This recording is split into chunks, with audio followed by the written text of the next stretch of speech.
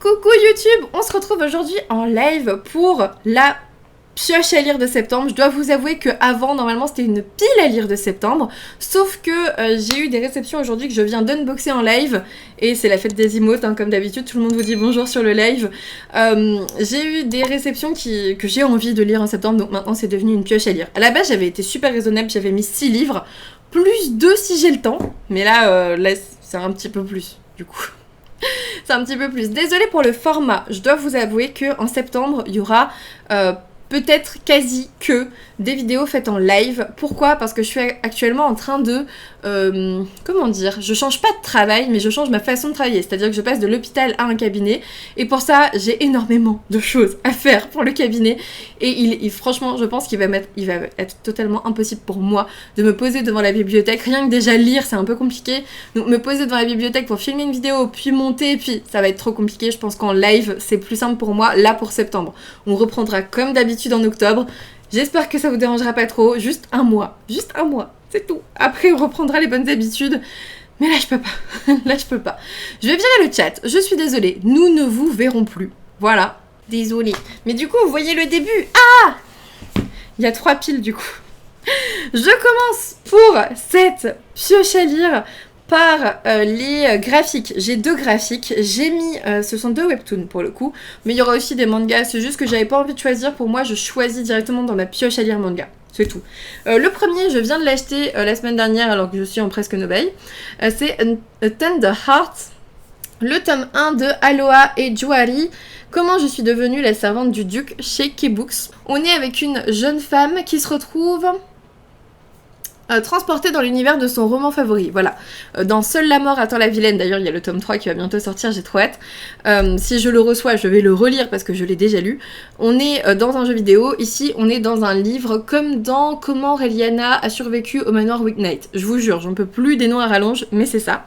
Et ensuite j'ai aussi mis un nom à rallonge.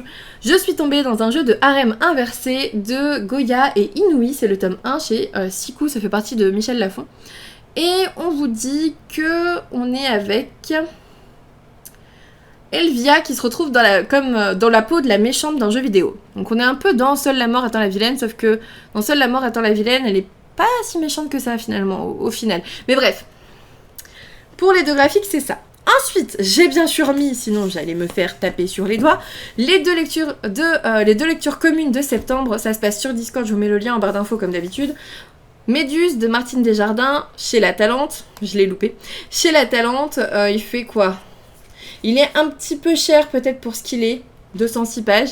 Mais voilà, j'avais dit qu'on pourrait le lire en lecture commune. Vous étiez plusieurs sur le chat, sur les lives Twitch en tout cas, à vouloir le lire. Donc lecture commune. Et l'autre, il sort là. Pour vous, c'est là bientôt. C'est L'Engrange-Temps de Nell Pfeiffer. C'est chez Hachette. La version reliée est vraiment splendide. Ça me fait super envie. Méduse, comme vous l'avez remarqué, on est avec une jeune femme qui a, on vous dit, elle marche tête baissée, le visage caché derrière ses cheveux pour épargner aux autres la vue de ses difformités, hein, avec un grand D. J'attends de voir. Et dans L'Engrange-Temps, on est dans un univers magique où le temps a un pouvoir et Sophie de la Pointe, elle est chronolangue, c'est-à-dire qu'elle parle aux oranima, les horloges pourvues d'âmes, chargées de surveiller le palais et de prévenir les complots contre le royaume. Et on va lui demander de réparer un engrange-temps qui est une horloge magique extrêmement rare permettant de voyager dans le temps. Ça a l'air beaucoup trop bien. Voilà, ça a l'air beaucoup trop bien. N'hésitez pas à rejoindre les lectures communes sur le Discord. Ensuite, j'ai rajouté à cette pile à lire qui est devenue une pioche à lire, la réception du jour, qui est la bibliothèque des petits miracles de Freya Thompson chez Nami. Ici, on est avec June, qui est bibliothécaire, qui se perd littéralement dans ses lectures, dans ses romans. Elle adore imaginer la vie des gens qui viennent dans sa bibliothèque, il me semble. Par exemple, elle va imaginer que la femme, on vous dit affable, plongée dans des manuels de langue russe, devient une espionne à l'excitante double vie, ou le jeune homme au teint blafard qui joue sur son téléphone, un vampire fuyant le soleil. Sauf que voilà, on a l'établissement qui est brutalement menacé de fermeture et il va falloir faire en sorte de le sauver, en fait, tout simplement, hein, c'est ce que j'ai compris. Hein. C'est ce que j'ai compris. Seule June peut convaincre le conseil régional de revenir sur sa décision. Et elle pourrait même se rendre compte, c'est mieux comme ça, qu'Elizabeth Bennet et Monsieur Darcy ne sont pas ses seuls amis. Ça a l'air trop bien. Ça a l'air trop bien, mais comme tous les romans de la collection Nami, je trouve. Ensuite, j'ai aussi mis le prix du livre romantique 2023 parce que je ne l'ai pas encore lu, L'indifférence de l'eau qui dort de Valentine Stergan chez Charleston. Ici, je vous le rappelle, on est avec Faustine. Faustine qui est amie avec Georges. Georges qui l'a aidée lorsqu'elle est arrivée enceinte de 8 mois et qui a été comme un père pour elle, comme un grand-père pour son enfant.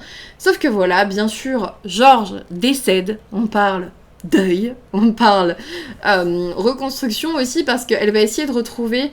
en fait, voilà, elle refuse que la maison de Georges soit léguée à de lointains cousins qu'il ne connaissait pas et pour elle c'est une fin inconcevable et du coup elle va essayer de retracer un peu la vie de Georges. J'aime beaucoup ce genre de thématique donc on verra bien si ça me plaît. Ensuite, j'ai mis 2 romans qui sont commencés, que je n'ai pas terminés et je pense qu'il va falloir que je les reparcours du début. Il y en a un, je l'avais quasiment... Enfin, franchement, je l'avais bien avancé. J'ai d'ailleurs quasiment écrit la chronique. Hein, elle est quasiment déjà faite pour septembre. Mais j'aimerais bien lire la fin avant de finir la chronique. Oui, des fois, j'écris mes chroniques sur plusieurs temps. Le cœur du prince corbeau de Tessandja Odette chez Corrigan. Donc, c'est le royaume des fées, le tome 1. Le tome 2 va bientôt sortir. Celui-ci, c'est une réécriture de Cendrillon. Le tome 2, c'est une réécriture de La Belle et la Bête. Donc, comment vous dire que moi, personnellement, j'aurais préféré commencer par La Belle et la Bête. Cendrillon, je m'en fiche un peu. Mais c'est pas grave. Mais c'est pas grave. Et dans le même temps, j'avais commencé, mais pour le coup, vraiment uniquement commencé celui-ci, beaucoup moins que l'autre. Savage Lands de Stacey Mary Brown, je pense, le tome 1. On a le tome 2 qui a été annoncé, je crois. Je crois que j'ai reçu un mail. Pour le coup, on vous dit... avec Brexley qui a 19 ans et qui est entraîné aux arts de la guerre. Élevée dans le palais du général Marcos qui règne d'une main de fer sur le royaume des humains, la jeune femme est destinée à devenir une combattante d'élite dans la guerre qui oppose son monde à celui des Fae. Ça a l'air chouette, après j'ai vu un petit peu tous les avis dedans, donc j'ai bien envie de me faire mon propre avis, mais je vous dis, j'étais arrêtée, chapitre 7. Je pense qu'il faut que je recommence parce que je m'en souviens pas. Je ne m'en souviens pas du tout. Ensuite, j'ai mis aussi Belle Morte, le tome 1 de Bella Higgins chez Hachette parce que j'ai reçu le tome 2 et que j'ai toujours pas lu le tome 1. C'est vraiment une honte. Le tome 1, je l'avais acheté ou pas? Ou je l'avais reçu sans le demander parce que j'étais plus partenaire avec Hachette, je ne sais plus. Mais je l'avais reçu l'an dernier et comme on m'avait pas demandé mon avis, que j'étais plus partenaire avec eux ni rien, je l'avais mis de côté en attendant de voir et puis finalement il est venu le temps de le sortir de cette... immense pile à lire qui est la mienne. Les vampires sont désormais l'incarnation de la gloire. Ces magnifiques et mystérieux êtres immortels sont sortis de l'ombre il y a 10 ans. Depuis, le monde entier ne peut plus se passer d'eux. Ils ont éclipsé les plus grandes stars, les célébrités moins connues ont quasiment disparu de la circulation. Les journaux à scandale, les magazines et les réseaux sociaux sont dédiés aux vampires. Écoutez, on verra bien, je sais pas trop à quoi m'attendre. Ça a l'air chouette quand même. Et j'ai aussi mis, parce que le tome 2 sort là, Persona de Yelena, c'est le livre 1. On est avec donc la capitale de lumière, on vous dit dans le monde de Lux, je ne sais pas, les enfants qui ont été touchés par la lumière développent des pouvoirs singuliers. Mais loin d'être admirés, ces êtres exceptionnels sont craints et méprisés par le reste de la société. Il est super beau. La couverture du 2e tome a l'air super chouette aussi. Donc voilà. Comment vous trouvez... Oh, à chaque fois je fais bouger ça. Comment vous trouvez ce début de pile à lire? Il m'en reste que 3. Il m'en reste que 3. Qu'est-ce que vous en pensez? Moi, je trouve pour l'instant qu'on a de belles lectures en prévision. À la base, j'avais prévu que ça, moins ça. Franchement, ça se fait. En vrai, en un mois, ça se fait. Ça se fait. Sauf que j'avais mis 2 livres en si t'as le temps, c'est cool. Et en plus, on a rajouté du coup Jamais un héros, le livre 2 de Vanessa Len aux éditions Lumen. J'avais adoré Seul un monstre, j'ai trop hâte et c'est une belle pavasse, mais c'est du Lumen. Je sais que Lumen, il faut pas se fier aux 660 pages. Lumen, en général, ça se lit super vite parce que c'est écrit gros. Je veux pas nous spoiler, mais c'est quand même écrit gros. Voilà. Je comprends pas où commence le quand j'aurai le temps. Bah, à la fin du... j'avais pas le temps, c'est si simple que ça. Ensuite, je me suis mis aussi Si j'ai le temps, parce que je l'ai pas lu et pourtant c'était pour la rentrée littéraire là. C'est Illuminatine de Simon Bentolila aux éditions Albin Michel. J'ai pas vraiment regardé d'avis dessus, donc pour le coup, je partirai comme si je l'avais lu juste après réception. Ça c'est plutôt cool. On parle de complot. On parle de drogue de synthèse, il me semble, qui est l'illuminatine. On parle de complot, on parle de persécution. J'attendais de voir un petit peu le côté psychiatrique de la chose, en fait. Et dernier roman de cette pioche à lire de septembre, et je vous jure après j'arrête. C'est Promesses maudites de Lexi Ryan chez De Saxus, qui est très jolie mais surtout qui me fait très envie. On vous dit, Brie, j'imagine, est une voleuse extrêmement douée qui déteste plus que tout au monde les failles. Lorsque sa sœur Jas est vendue au cruel roi de la cour de la lune, elle n'a malheureusement d'autre choix que de se rendre dans le royaume de Faerie.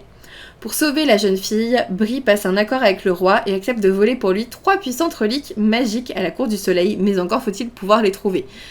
J'ai hâte, vraiment, j'avais trop envie de le lire, j'ai pas envie de lire la suite. On te dit, 2 cours dangereuses, Brie doit décider à qui confier sa loyauté. Et son cœur. Incroyable. Salut Tilou! Merci beaucoup pour ton follow, bienvenue! Bienvenue! Mais du coup, il a l'air trop bien, en vrai, il a l'air trop bien, mais je suis pas sûre que j'aurai le temps de le lire en vrai. Je suis vraiment pas sûre. Déjà, j'ai tout ça. Vous le voyez pas, mais j'ai tout ça. Déjà, tout ça. Je vais jamais réussir. Oh putain, c'est lourd. Tout. Je vais mourir. Quel art oratoire pour lire un résumé et créer du suspense. Oh non, j'ai tellement de mal avec ça.